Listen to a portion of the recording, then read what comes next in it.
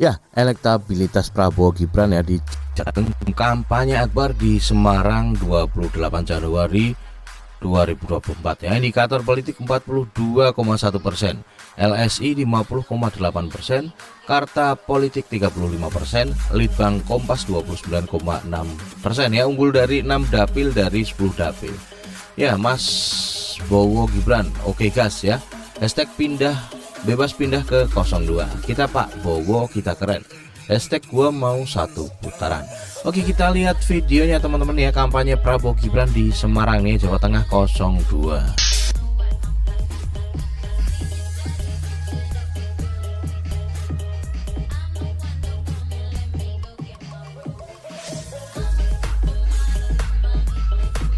Ada karnaval juga teman-teman ya.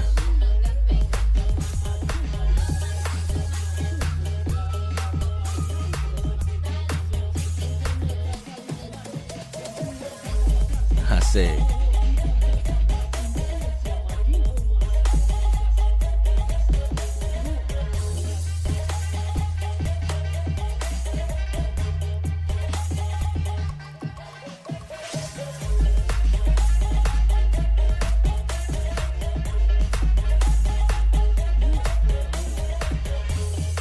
Ada Erina Gudono juga teman-teman ya. Nah, siapa tuh? Artis-artis pada ngumpul teman-teman ya. Oke, itu tadi ya video dari kampanye Prabowo Gibran yang berada di Semarang teman-teman. Kita lanjut ke kolom komentar ya. Pesan buat anak-anak muda ya. Ini buat yang masih bilang rumor dihembuskan 5 tahun sekali, biar paham ya, peristiwa 98 itu ada dan jelas siapa pelakunya.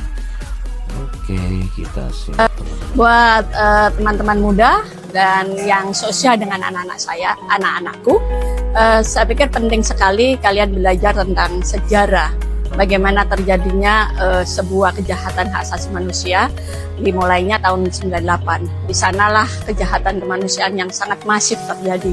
Dan hari ini para penjahatnya belum dibawa ke pengadilan karena kebanyakan penguasanya selalu berteman dengan penjahat HAM.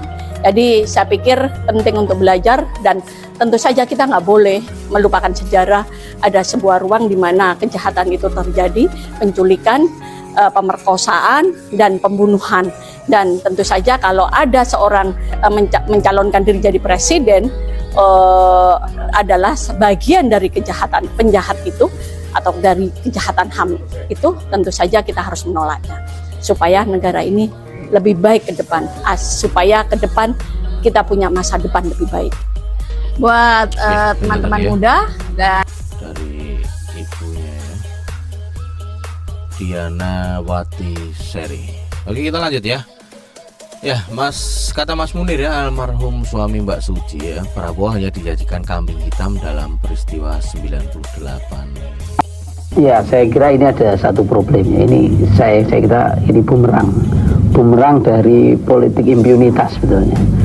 Jadi dulu seharusnya kasus-kasus begini, pemecatan orang itu nggak bisa dilakukan kalau orang itu nggak pernah dibuktikan di depan pengadilan.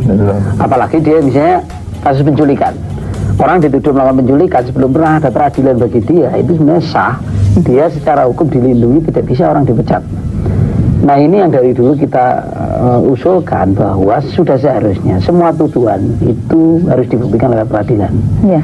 Nah, baru pemecatan itu setelah oleh pengadilan dinyatakan orang salah atau benar. Saya kira ini jadi soal ketika ada impunitas, orang dilindungi secara pakai fungsi-fungsi hukum untuk tidak dituntut pengadilan, tapi itu sekaligus jadi alat politik untuk menghantam orang tanpa orang itu pernah membuktikan benar atau tidak. Iya, cuma kalau nggak salah waktu itu kan kaitannya tidak cuma ke kasus 14 Mei ya, tapi juga kasus penghilangan ini beberapa orang dan kemudian pelanggaran disiplin dari ada. Ya, saya kira ini ada satu problem. Ya. Ini saya kira ini bumerang. Ya, bumerang dari Prabowo ya, belum diputuskan bersalah ataupun apa ya. Ini kata Mas Munir ya, almarhum saat suami Mbak Suci, Prabowo hanya dijadikan kambing hitam dalam peristiwa 98. Oke, kita lanjut ya.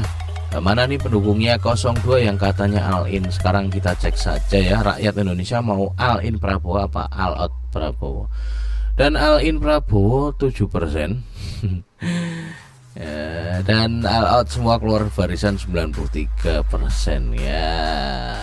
Saya 2019 pilih Prabowo, tapi saat ini pilih Amin. Oke, kita lanjut ya. Emang benar saya pendukung Anies ya, saya pendukung Anies Baswedan. Tapi yang lebih benar lagi, karena saya sudah terlalu cinta negeri ini dan saya ingin memberikan sedikit sumbangsi kepada negara dengan memilihkan pemimpin terbaik untuk Indonesia. Jadi menurut kalian siapa capres terbaik dari ketiga nama berikut? Ya, Anies Baswedan dapat 83%, Prabowo Subianto 5%, Ganjar Pranowo 12%.